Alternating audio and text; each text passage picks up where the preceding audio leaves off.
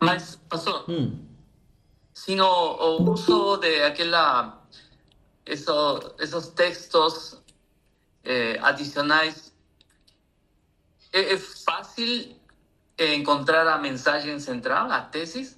O autor, ele mostra facilmente qual que é a tese dele, a mensagem principal? mostra. Porque a gente vai caminhar junto, né? Porque no começo a gente tipo vai lendo e não observa, né? E só que quando a gente for fazer junto, você vai dizer, nossa, é claro, não é uma coisa difícil. Só que a gente não está habituado, sabe? Por exemplo, Uhum. assim, quando a gente vai estudar a carta aos Efésios, depois você vai dizer, nossa, é muito claro. Só que a gente tem um problema, que quando a gente está no capítulo 2 a nossa mente vai apagando. E quando a gente chegou no 4 a gente já não consegue reter mais ou menos o que está no 3 o que está no um, então a gente se perde. Por limitação nossa, humana, nós. Mas quando a gente já entende, já sinalizou para a mente que você precisa enxergar o ponto principal, a gente vai fazer juntos e você vai dizer, realmente, não é difícil, tá? Só que é a prática que vai te mostrando. Eu mesmo, como eu falei para vocês, né, antes compreendia. A gente sempre faz o caminho inverso, né? Compreende um versículo. Só que quando eu comecei a perceber, estudando um livro muito tempo, que tem um assunto que governa todo argumento, aí você fala, nossa, só que eu não consegui enxergar. Mas sempre fica as pistas, fica claro, igual como a gente viu as imagens agora. Por exemplo, assim, aquela ideia da submissão, compre meu carro porque ele é econômico, porque esse carro é confortável, você vê que ele mudou de assunto, mas fica meio evidente que ele está querendo te vender o carro. Uhum. Quase que em todo o argumento ele vai usar aquilo. Por exemplo, quando está falando de autoridade de Jesus, você vai perceber que vários textos estão apontando para realmente. É como se quisesse te convencer que ele tem autoridade, como se o autor quisesse te convencer. Você fala, nossa, ele está tentando me convencer sobre autoridade. E aí você consegue perceber essa submissão do conteúdo, Uhum. tá? Irmão Diego, conseguiu perceber essa relação que há entre as imagens e o texto? Consegui sim, pastor. Conseguiu? Consegui. Ótimo, obrigado. Uma Alessandra também? Sim, pastor. Sim, ok. A irmã Rose entrou depois, né? Mas dá para. Agora que eu consegui entrar. Conseguiu, né? Tá bom. Aí, o início da aula dá para assistir depois, tá? Eu vou deixar lá, aí você assiste para compreender. A aula passada e essa, eu estou fazendo a preparação para a gente entrar no texto bíblico. Então, a partir. Ah, Eu acredito que semana que vem a gente já vai entrar no texto bíblico. Ok? Tá bom? ok. Vamos lá. Eu vou compartilhar com vocês novamente a minha tela. E aí, agora. A gente vai falar hoje, então, sobre a intenção do autor. Como enxergar o que o texto quer de você, o foco do Evangelho de Lucas. Eu vou fazer uma breve introdução, né, sobre a intencionalidade do autor. Porque o texto bíblico tem uma intenção. O princípio dos três movimentos, o método das três perguntas, Lucas como autor cuidadoso, exemplo guiado passo a passo, né, e a prática e aplicação. Primeiro, vamos lá. O texto bíblico não é neutro. Todo escritor escolhe palavras, ordena fatos e seleciona histórias com um propósito. Na Bíblia, isso é ainda mais verdadeiro. Autores inspirados pelo Espírito Santo escrevem para conduzir o leitor a uma resposta de fé. Então, quem escreve, escreve com uma intenção, né? Eu estou iniciando, né, nessa área de escrever também, e quem escreve, eu estou escrevendo, eu tenho uma intenção, né? De informar, de convencer, de levar a pessoa a chegar naquela conclusão. Então, quem escreve, quem fala, vai falar com alguma intenção, ainda que às vezes a intenção precisa ser compreendida por parte do ouvinte ou da pessoa que vai estudar aquele livro. Ele precisa, puxa, o que ele quis dizer? A gente conversou semana passada sobre a dificuldade dentro da comunicação. Alguém quer transmitir uma mensagem. E nessa transmissão de mensagem, a gente perde muita coisa porque você não consegue levar com as palavras toda a carga emocional que faz sentido dentro da sua mente. Você leva apenas palavras. Uma pessoa que vai falar eu te amo, se ela não conseguir levar a emoção que está dentro dela, a palavra ou o texto eu te amo, quando ele vai ser interpretado pelo receptor, ele pode dizer, nossa, mas parece que você não me ama. Ora, se ela disse eu te amo e o receptor não interpretou dessa forma, é porque não foi emoção junto com palavras. Comunicar é difícil, porque existe toda uma cosmovisão, existe toda uma interpretação na escolha das palavras. E aí a gente falou desse desafio semana passada. É maior do que eu falei com vocês semana passada, mas a gente ia gastar um mês aqui falando sobre esse assunto e ainda ia faltar. É muito gigante o desafio de comunicar bem. Eu já sei que quem interpreta ou o receptor, na verdade, ele vai interpretar com as experiências dele e ele vai interpretar emocionalmente o que eu estou dizendo. Ele não vai interpretar de forma lógica. Quando existe uma conversa mais analítica, aí sim o receptor vai interpretar de modo lógico. Bom, se ele vai usar o principal canal, que é emoção, para interpretar, se eu não souber transmitir emoção, a mensagem já não vai ser entendida corretamente. Tudo bem? Então, existe uma intenção por trás. E agora a gente que quer aprofundar a nossa compreensão no texto bíblico, devemos dar prioridade para a intenção do autor. E aí, o princípio central seriam 3 movimentos que o texto vai fazer. Primeiro, mostrar uma verdade. Ele mostra aquela verdade. Convencer o coração. Geralmente esse texto ele tem uma intencionalidade que vai nos tocar e provocar uma resposta. Sempre o texto bíblico vai exigir de você uma resposta. É como se eu dissesse assim: olha, eu quero que você compre meu carro, tá? E eu vou usar argumentos para defender essa proposta. Meu carro é econômico, meu carro é confortável, meu carro tem um design moderno. Tá? Usei 3 argumentos, mostrei o que eu queria. Só que eu posso colocar nisso emoção. Eu posso fazer com que existe, aumentando o tom de voz, sendo exagerado em algumas coisas, para que você seja tocado de alguma forma emocional. E provocar de você uma resposta, ou seja, que você decida comprar meu carro. Quando o autor às vezes vai trabalhar algo como tipo assim, você reconhece a autoridade de Jesus? Como se estivesse trabalhando esse ponto central. Ele vai trazer argumentos, mas ele também às vezes vai trabalhar partes emocionais nossas para nos mostrar, nos tocar. O texto bíblico vai nos tocar. E depois ele vai exigir de você uma resposta. Você acha que realmente ele tem autoridade ou não tem autoridade?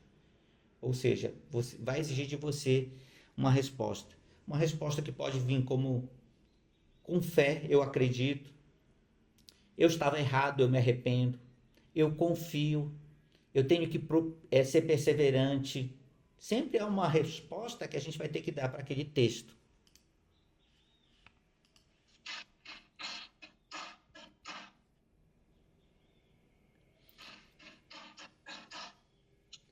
E aí a minha pergunta sempre fica embutida: o que o autor quer que eu creia? Cada texto bíblico carrega uma ideia central, uma verdade que o autor quer firmar na mente do leitor. Pergunte: qual a afirmação principal? O que este texto declara sobre Deus, sobre Jesus, sobre o ser humano? O que ele quer falar comigo? Segundo, como autor tenta me convencer. Biblicamente, o autor ele não vai usar apenas argumentos lógicos, ele vai usar narrativas, histórias. Aquela história tem uma finalidade. Ele vai usar milagres e sinais. Aqueles sinais e aqueles milagres têm uma finalidade. Diálogos que vão mostrar para a gente alguma verdade profunda, vai revelar para a gente algo profundo. Exemplo, Jesus encontrou com Nicodemos, um diálogo entre os dois está me revelando uma verdade profunda sobre o novo nascimento.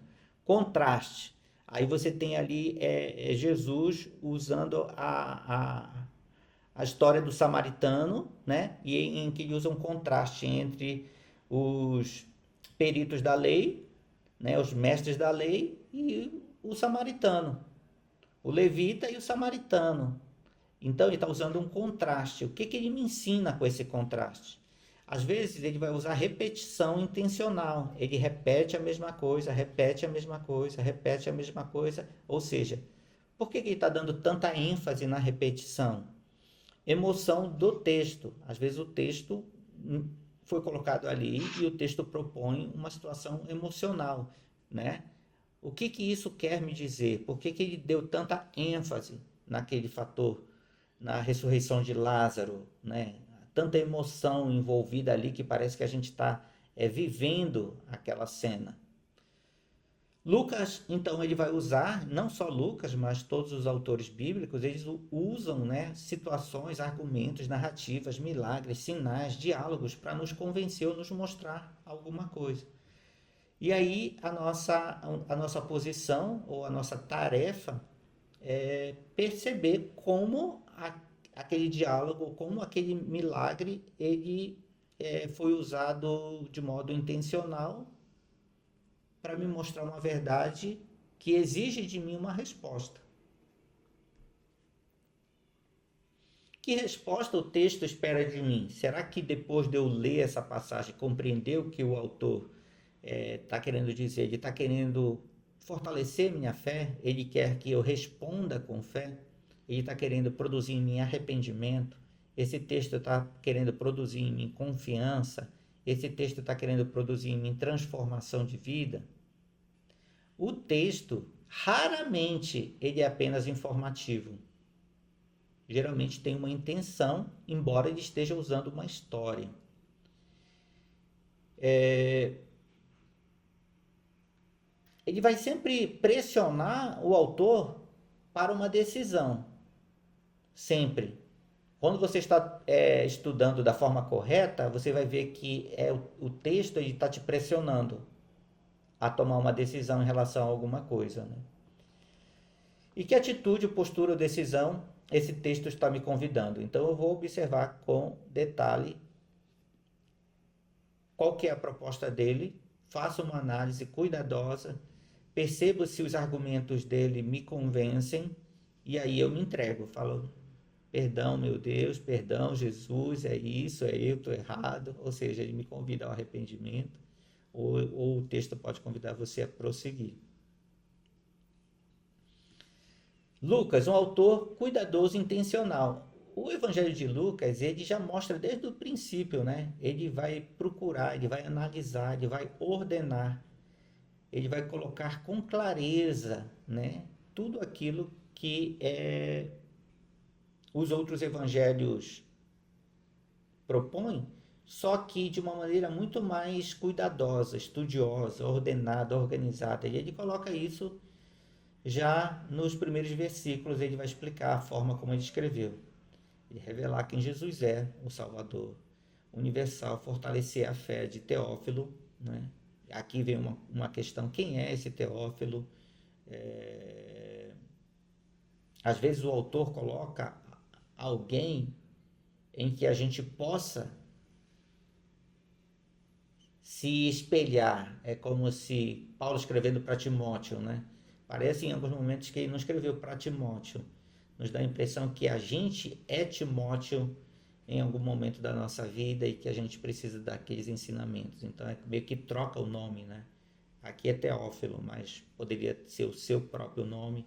E se você colocar isso de modo pessoal, você pode tentar explorar o que Teófilo, quando recebeu a carta, entendeu. Mostrar que a salvação é para todos, pobres, mulheres, estrangeiros, pecadores. Então Lucas ele tem uma intencionalidade. O evangelho que alcança os pobres, que inclui as mulheres, os estrangeiros, os pecadores. Aí já contrasta com uma situação social onde esse grupo de pessoas aqui, eles não tinham espaço. Cada passagem vai revelar uma intenção, como a gente tem enfatizado. O pai que corre ao encontro do filho. Você olha aqui, né? A maneira como ele vai falar a história do pródigo tem uma intenção. Jesus chamando o excluído. Ninguém está além do alcance da graça. A viúva pobre que Deus valoriza e o coração entregue, não a quantidade. Exemplos guiados, né? Então, primeiro passo, pergunte, o que o autor quer que eu creia? Começa lá em cima, na intenção do autor com o livro. Começa com a intenção do autor em cada macro perícope. Pergunte como o autor me convence, ou seja, quais são os argumentos que ele vai usar, como ele vai defender a ideia, se isso faz sentido, se o argumento é forte, se o argumento pode ser refutado ou não pode ser refutado, e qual a resposta que ele espera de quem está lendo. Erro comum na leitura bíblica. Lê apenas por informação. Às vezes a gente lê, né? Vou ler um pouco a Bíblia. Aí vai lendo só para conhecer a passagem bíblica, né? Então, colecionar fatos, a pessoa sabe muitas passagens bíblicas, mas não conhece o texto e a intenção do autor. Ignorar a intenção do autor. Interpretar sem perguntar o que o autor queria comunicar, o que ele queria dizer. Aqui acontece também um grande problema que às vezes isso também vai para não só dentro da interpretação do estudo bíblico, mas para os púlpitos, né? Mensagem que não tem aplicação. Então, como é que isso se aplica? Aplicar sem entender o texto, principalmente, vai dar sérios problemas, porque as pessoas vão confundir aplicação com interpretação. E aqui, não observar como o contexto foi construído. Perder o contrastes, repetição, os recursos, né, que carregam o sentido. É aquilo que a gente falou, observar a imagem do galo, observar quais os detalhes da cena, quem são os personagens, o impacto que causou no personagem, o que o autor queria nos ensinar através daquela história. E aí fica um exercício de casa aqui para vocês fazerem, né? O fariseu e o publicano, né? Pergunta: qual a ideia central que Lucas quer afirmar? Que recursos o texto usa para convencer? Contraste, personagem, oração, emoção? O fariseu e o publicano, eles vão subir para orar, né? Que resposta de coração esse texto nos convida? Então, qual a resposta que o autor quer que eu tenha depois de ler esse texto? Método das 3 perguntas, fazendo um resumo rápido, é compreender o que o autor quer que eu creia. Como o autor tenta me convencer? Que resposta o texto espera de mim? Então, se eu conseguir manter nesses 3 pontos aqui, eu estou caminhando de modo saudável na minha leitura bíblica. Ler com atenção espiritual e literária, quando aprendemos a ler a palavra com os olhos abertos, percebendo a intenção do autor, os recursos do texto, o chamado que ele faz. A Bíblia deixa de ser apenas um livro e se torna a voz viva de Deus, né? Para falar ao nosso coração. Qual o movimento que o texto está produzindo, qual a intenção que o autor tem visando a santificação, a nossa compreensão do tema, a transformação de pecadores em homens segundo a imagem e semelhança de Deus. A palavra toma um outro significado. A palavra quer transformar, não apenas informar. Continue praticando as 3 perguntas e aí eu tenho certeza que o estudo bíblico de vocês vai ser muito mais profundo. Nossa mente não tem facilidade de trabalhar muito tempo com literalidade. Ela se perde, fica uma espécie de vácuo na mente. É por isso que os bons oradores precisam falar com imagem. Porque quando eu vou transmitir uma mensagem em que eu vou usar uma imagem, fica 90% mais fácil para o meu ouvinte me compreender. Então, usando um pouco de homilética, como é que eu vou organizar minha mensagem? Eu organizaria assim. De uma forma em que eu tenha um texto e de alguma forma que eu consiga gerar imagens enquanto falo. Se eu consigo gerar imagens enquanto eu falo, fica muito mais fácil para quem me ouve. Isso aqui é uma questão, uma limitação humana. É por isso que antigamente se passava a informação de pai para filho através de histórias, porque as histórias geram imagens e as imagens vão ficando. Isso é inerente à natureza humana. E quando você vai fazer uma análise da mensagem de Spurgeon, você vai dizer, poxa, o cara era príncipe dos pregadores, considerado um dos maiores pregadores da história. Você vai ouvir, ler, você vai dizer, nossa, esse cara falava com imagens. Certo? E aí, quando você vai para o texto bíblico, tudo que eu estou falando aqui, estou apontando para o estudo em que nós vamos entrar em Lucas. Você vai ver que o autor ele vai usar histórias, imagens, cenas, com um propósito. E aí eu começo a entender a linguagem do escritor. Tá? Por exemplo, olhem só, eu vou usar um texto bíblico e vou colocar uma imagem. Aí você vai dizer, nossa, olha como a história trouxe força para o argumento. Uma história trouxe força para o argumento. Irmãos, creiam de verdade. Aqui, coloquei a tese, coloquei o tema, coloquei a proposição. Creiam de verdade. O texto bíblico fala que sem fé é impossível agradar a Deus, porque aquele que se aproxima de Deus precisa crer que Ele existe e que Ele é abençoador daqueles que lhe buscam. É preciso crer. E crer não significa, não vai ser algo que não vai exigir de você uma resposta. Veja, eu estou trabalhando o texto. Até aqui está um pouco assim. Vocês estão me entendendo, só que eu estou sendo um pouco literal, porque você não sabe o que é essa fé que eu estou falando. Lembra que quando eu falo a palavra cachorro, forma na cabeça de cada um uma coisa? Quando eu falo a palavra gato?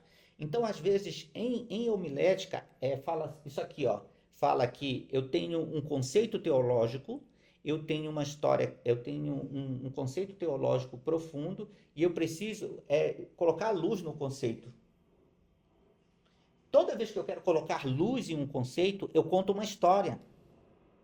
Sem a história, você enxerga, mas fica um pouco mais difícil de entender.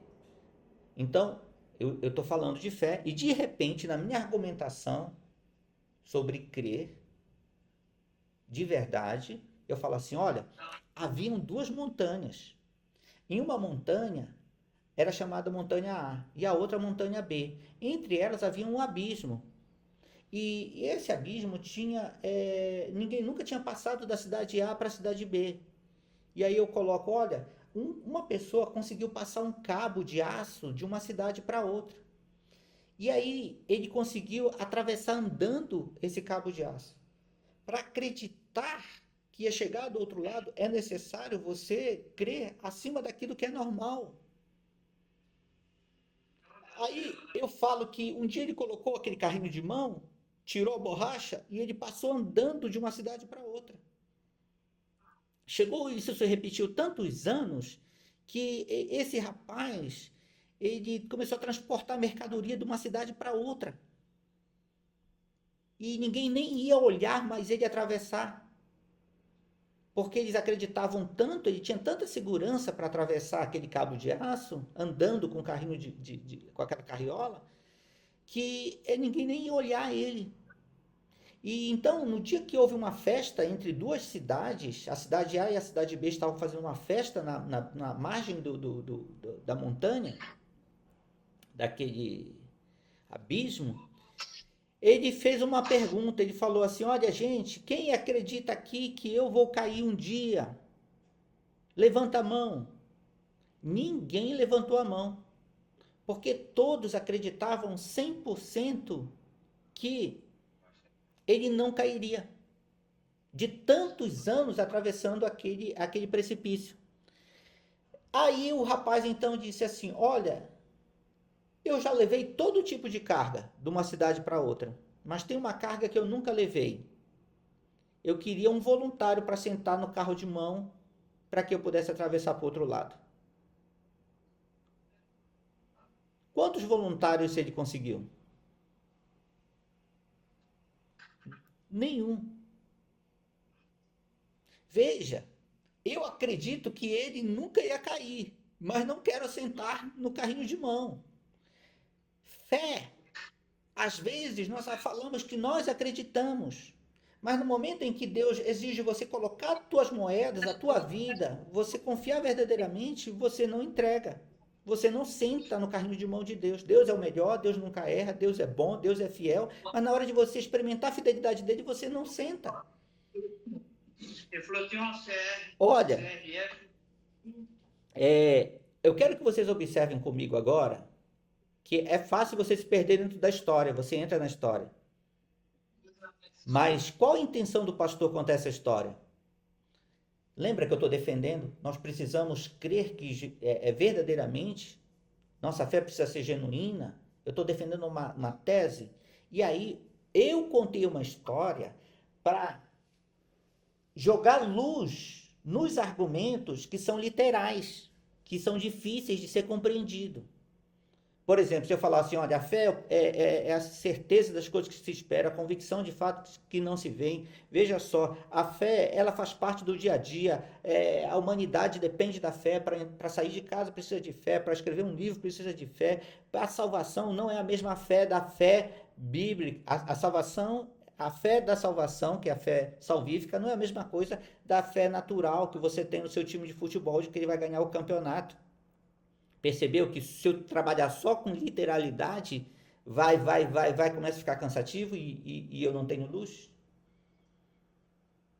Então, o autor bíblico, ele vai usar às vezes contraste. Às vezes ele vai usar história. Ah, vou contar para vocês uma parábola. O que ele está fazendo?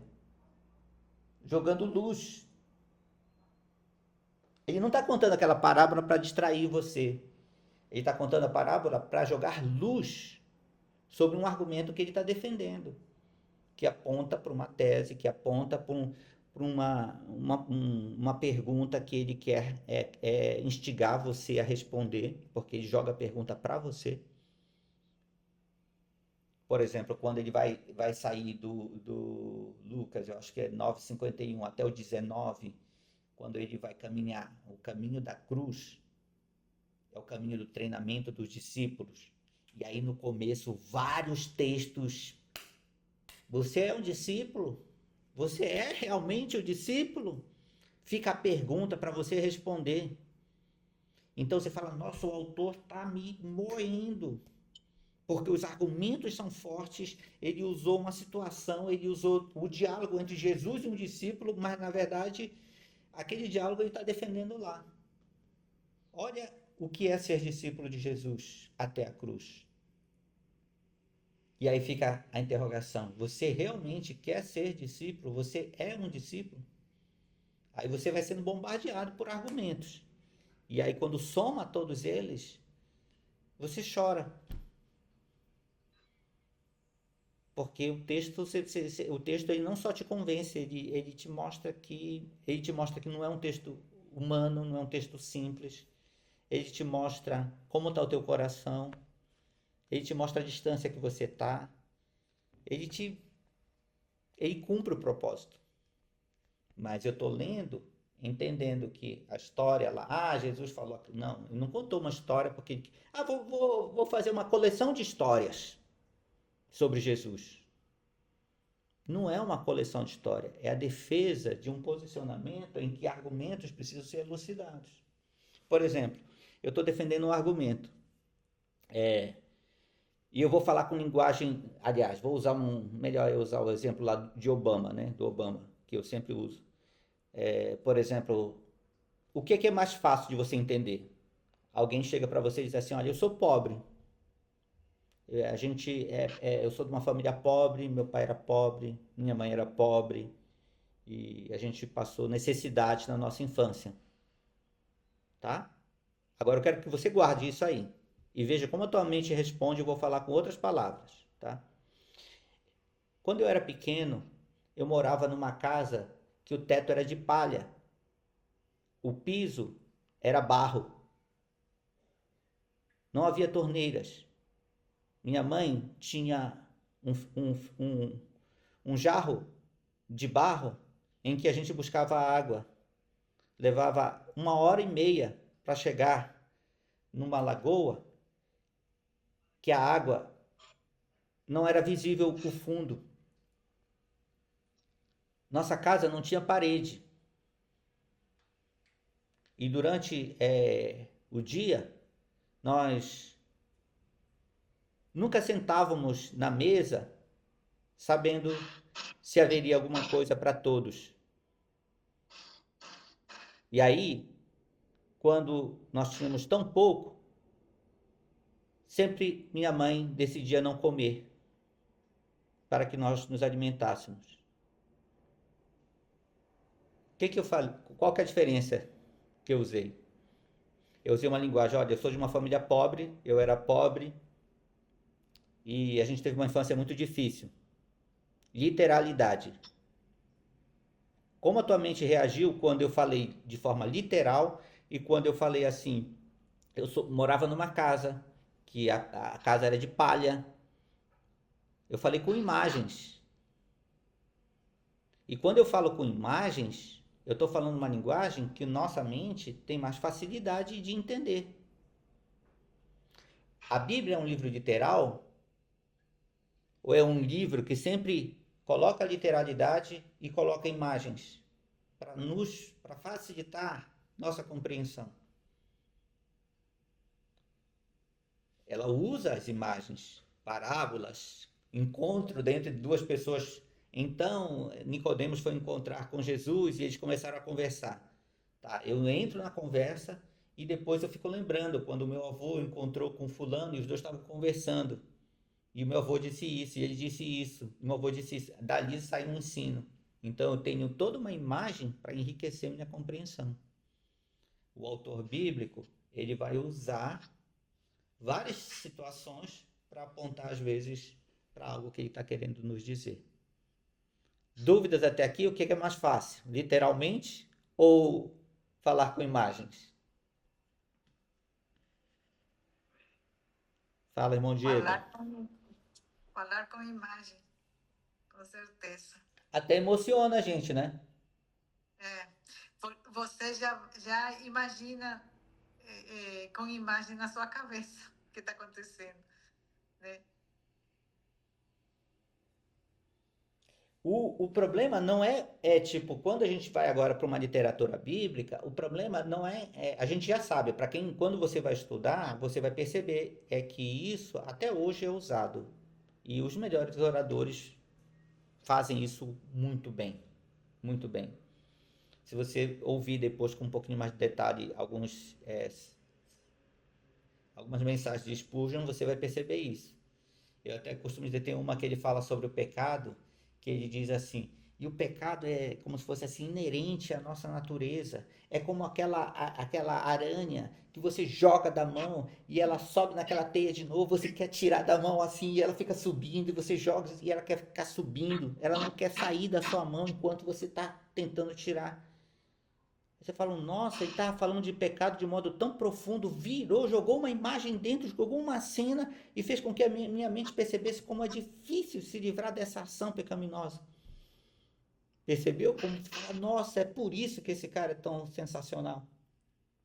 Porque ele conseguia falar dessa forma. Aí a gente vai entrar nos evangelhos e vai conseguir enxergar isso com um pouquinho mais de naturalidade. Pode ser história pessoal, você pode observar isso na mensagem. Por exemplo, às vezes você pode ser cômico, às vezes você pode colocar um testemunho pessoal, às vezes você pode colocar uma ilustração. Os autores também às vezes usam situações para tentar comunicar alguma coisa. No meio da pregação eu estou falando sobre santificação.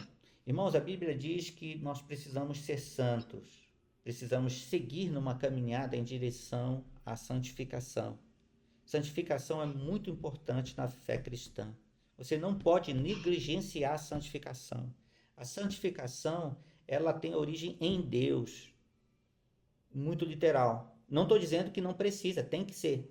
O problema é que quando eu como alguém que vai comunicar, eu preciso enxergar que quando cresce a literalidade, vai vindo sombra. Se eu permanecer na literalidade, as pessoas começam a ficar cansativo, não conseguem interpretar e saber onde eu quero chegar. Então, você vai levando literalmente até que um ponto você fala assim, nossa, eu tenho que clarear. Aí clareei. Aí, tá bom. Literalidade de novo. Testemunho, exemplo.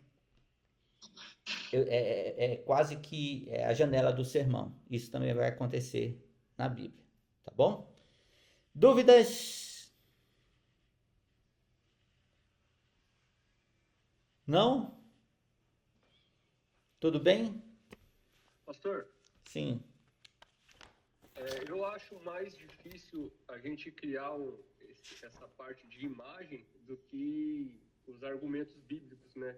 Eu acho mais fácil a gente estar narrando algum versículo do que colocar imagens nele, né? Tipo, da onde que eu vou achar esses recursos, seja com testemunho ou contar uma história? A pessoa tem que ter muito repertório para conseguir fazer isso aí, não é? Antigamente precisava. Hoje eu falo assim, você pode ter formas de clarear que são diversas, com a internet. Hoje você pode conseguir muitas formas de iluminar um texto, né? Muitas formas. Se você colocar, por exemplo, assim, se você estiver pregando, vamos supor, você vai pregar sobre perseverança, tá? E você está trabalhando um texto de perseverança e desenvolvendo o texto, aí você fala, nossa, mas está faltando luz nessa mensagem. Você pode entrar no Google, você pode entrar, preciso de uma ilustração sobre perseverança. Você pode usar uma ilustração, porque nem sempre precisa ser uma história real, pode ser uma ilustração. Você pode, hoje no chat GPT, você pode colocar lá, ilustração sobre confiança, os detalhes, aí ele vai te dar uma ilustração. Então, irmãos, olha só, a importância de confiar. E aí você começou a falar. Por exemplo, quero contar aqui uma ilustração. Deixa claro que é uma ilustração. Imagina, como eu contei agora, é uma ilustração. Cidade A e cidade B. Ilustração sobre fé. Tá? Às vezes você pode colocar o teu testemunho pessoal. Olha, teve uma fase da minha vida em que eu queria desistir, mas eu comecei a ver que o texto me desafiava, eu coloco um testemunho meu. Então, dá para usar várias coisas. Jéssica? Como você acabou de falar, né? Muitas vezes o texto mesmo provoca que a ilustração vem à tona, né? No caso da perseverança, por exemplo, podemos falar do texto da carreira, né? De obstáculos, né? E a gente pode pegar esse texto sobre a carreira, né? Do Paulo, né? Continuamos a carreira, né? E fala sobre o atleta, né? Os obstáculos do atleta para chegar à meta, né? E assim, em diversas ocasiões, o que o texto te provoque procurar uma ilustração. Eu costumo dizer o seguinte, por exemplo, de preferência, se você usa um texto bíblico, é melhor. Só que, com o tempo, você vai descobrir detalhes que podem jogar, por exemplo, a pessoa para o outro texto. Eu preciso saber quando eu vou usar um outro texto para forçar como argumento. Exemplo, eu estou pregando sobre fé e eu falo, como é que alguém vai tomar a decisão de largar tudo como Moisés? Quando o homem feito recusou ser chamado filho da filha de Faraó, preferindo sofrer com o povo de Deus, certo? Aí eu usei aquele exemplo para dentro do meu sermão como fé, ou seja, eu usei um exemplo bíblico como um ponto para jogar luz na literalidade do tema que eu estou falando. Mas às vezes, só a experiência vai te mostrar. Às vezes, depende de como isso vai entrar, a pessoa sai do texto que você está dizendo e fica lá. É difícil de explicar, mas todo argumento acontece também com ilustração. Tem pessoas que elas vão para a ilustração e elas perdem a mensagem do que você quer dizer. Por isso que homilética é considerada arte. Por que é uma arte? Porque você vai pintar um quadro. A verdade é essa. Você vai pintar um quadro.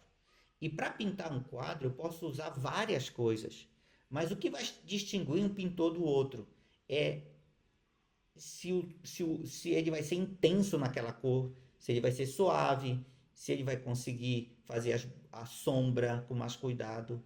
Um exemplo, comunicar é assim, deixa eu tentar explicar para você, que é o que vai acontecer com o autor e na leitura de livros e também na compreensão do que as pessoas querem me dizer. Se eu pegar um desenho aqui e você fala para mim, pastor, eu sei que eu tenho que desenhar uma casa para vocês, tá? É como se o Espírito Santo dissesse para mim, olha, é sobre casa, só hipoteticamente. Aí eu venho aqui, pego uma lousa, deixa eu pegar um papel aqui, pego um papel e eu faço assim, ó, faço aqui um triângulo, faço uma janela aqui e um traço aqui separando o telhado. Fiz uma casa? Fiz. Era para entregar uma casa, entreguei a casa. Então, a mensagem também é a mesma coisa. Quando é que se torna arte? Quando eu sei que eu tenho que entregar uma casa. E aí eu sei fazer, falando, puxa, se eu colocar essa sombra, o telhado vai ficar mais bonito. Se eu conseguir colocar um detalhe de cortina, se eu colocar a cor, eu vou colocar toda a casa pintada de preto. Não vai produzir uma boa impressão. Eu vou colocar essa cor que combina mais com a casa. Eu vou colocar a casa na fazenda. O que a gente não percebe é que quando nós falamos, nós desenhamos. E eu posso sair, às vezes a pessoa fala assim para mim, pastor, Deus me deu uma palavra para me pregar sobre santidade. Eu preguei, mas, puxa, não consegui dizer o que eu queria dizer. Aí eu falo, mas você falou sobre santidade. Então, tá coerente. É como se dissesse, desenha a casa. Ele desenhou a casa assim. Você cumpre o propósito, Mas como alguém que transmite mensagem, quando você aprende a colocar os fatores que são importantes da melhor forma, quem te ouve tem mais facilidade para receber.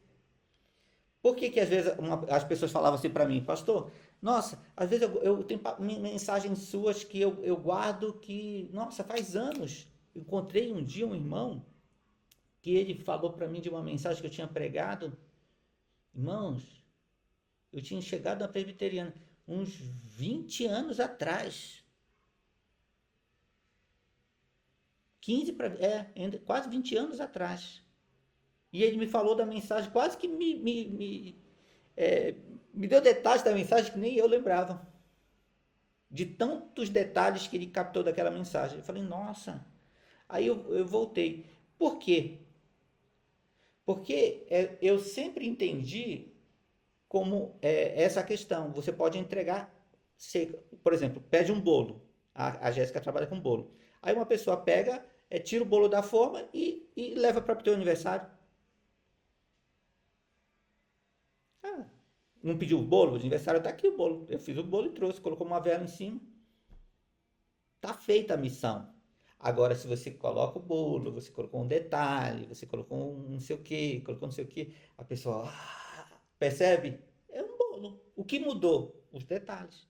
Comunicação é a mesma coisa. Se você sabe, por exemplo, se você vai usar um texto, tem texto que dá excesso. Você vai, vamos supor, falar de fé, e você entrou numa outra passagem, aquela passagem bíblica ela é tão forte que quando você entra lá, dá excesso.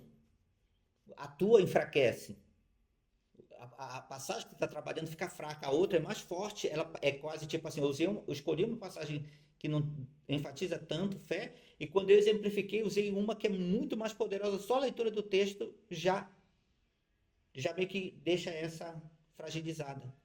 Então é como se fosse trabalhar com que argumento eu vou escolher, que passagem eu vou escolher, que ilustração eu vou escolher, como vai estar dividida a organização.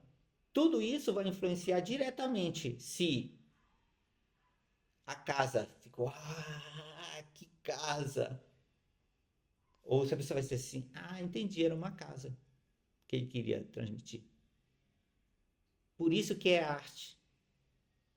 Um exemplo, isso acontece em todo tempo. É isso que faz um escritor diferente do outro, um orador diferente do outro, um pintor diferente do outro. À medida que você entende quais são os artifícios que podem ser usados para facilitar a compreensão. Eu estava escrevendo minha tese quando eu fui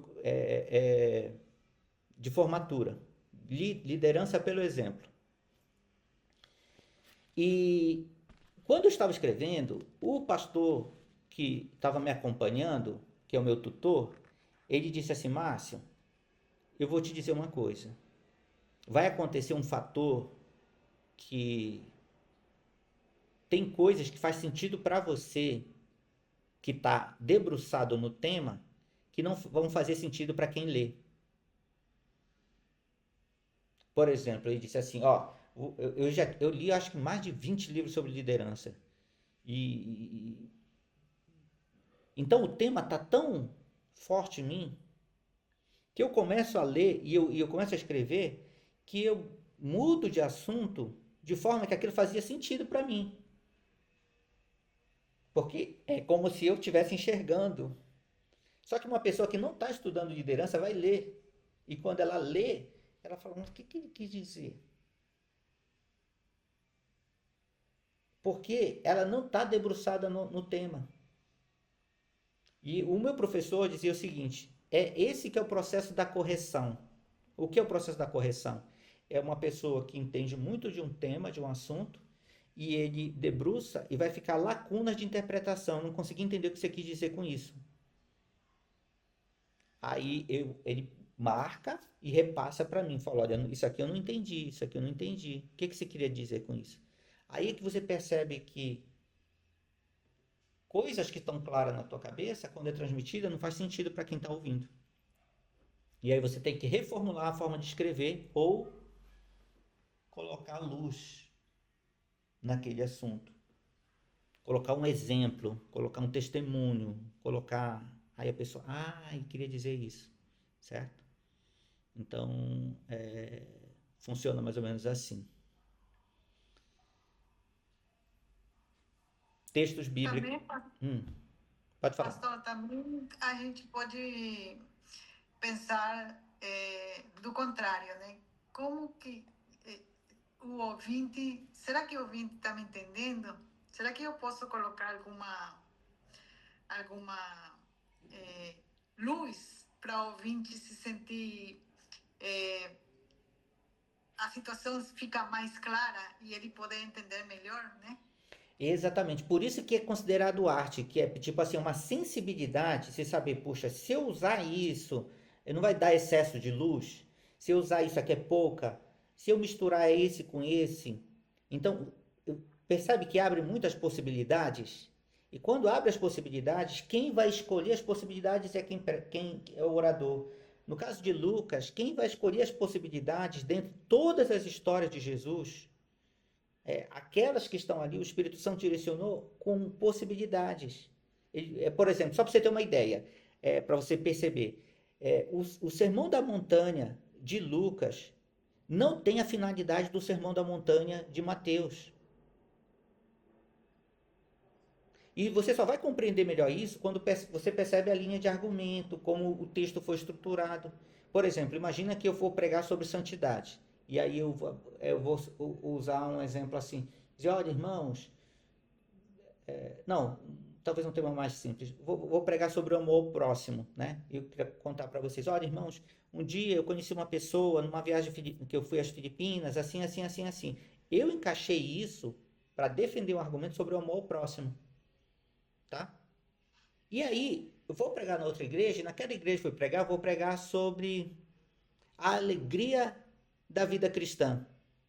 Não estou falando de amor. Numa mensagem que eu preguei, eu falei o amor ao próximo.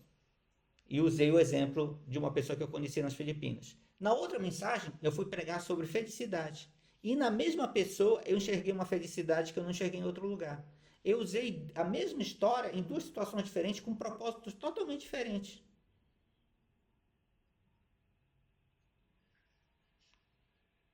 No caso das bem-aventuranças de Lucas e de Mateus, elas se diferem. Se diferem mesmo. E aí vocês vão perceber depois as diferenças. Embora tenha semelhanças em algum aspecto, o propósito do autor é diferente. E aí você fala, agora eu entendi como é que funciona. Então, compreender essa mensagem principal é importante. E de autor para autor, de pessoa para pessoa, como a Jéssica falou, né? Eu acho que ela fez curso de pintura, né? A Jéssica ela é uma artista, várias coisas, bolo. E você sabe, né, que o que faz diferença de um autor, de um artista para o outro, é essa questão dos detalhes, né? Sim. E às vezes intensidade é mais intensa ou não. Então, não é fácil. Se eu falar para você, olha, é fácil? Não, mas cada um pode escolher. E você vai treinando. É como se fosse aprender a fazer aquilo, né? Dentro de outras áreas. Até conversando, por exemplo, tem um princípio muito difícil. Uma frase muito difícil, que aí você fala assim... Você pega um conceito, conhece-te a ti mesmo. Entendi. Simples, banal, quase que uma frase. Só que quando você vai ver o que o filósofo, para chegar nessa conclusão, ele fez, você entende isso de uma forma totalmente diferente. Por exemplo, deixa eu tentar... imagina que você pegou 50 litros de leite. 50 litros. E aí você colocou para coagular o leite. Aí ferveu, já evaporou um monte. Aí depois daqueles 50 litros de leite, você foi tirando, e você vai tirar só a nata assim mais pura de lá. Vamos supor que tenha sobrado 250 gramas de 50 litros de leite. Um exemplo, tá? É hipotético. sobrou 250 gramas. Quando você olha para aquela 250 gramas, você não percebe que é fruto de um conteúdo grande. A mesma coisa acontece no João 3,16. Você tem um texto, vai cair, aí a gente volta só para me concluir, tá? Você tem um texto muito condensado, muito forte em João 3,16, mas quando você lê, porque Deus amou o mundo de tal maneira que deu seu Filho unigênito para que todo que nele crê não pereça, tenha vida eterna. Parece ser simples, mas 66 livros condensados, espremendo, triturando, moendo, saiu uma frase. Só que aí parece ser frágil. Só que quando você faz o caminho inverso de conhecer o todo, aí você fala, nossa, esse texto ele é muito poderoso. Para chegar em Deus, encarnar, para nos salvar, através da fé, teve que ir muito leite, né? E eu quero encerrar com vocês, eu sei que hoje também é uma aula que mostra esses detalhes, mas ela é uma aula mais diferente de uma aula que você está dentro do texto trabalha com as imagens e com tudo mais, fica muito mais fácil, a comunicação fica muito mais fácil. Embora eu use sempre imagens, né? Sempre tente iluminar o que eu quero dizer, tem suas dificuldades. Mas eu vou concluir apresentando para vocês duas ilustrações, né?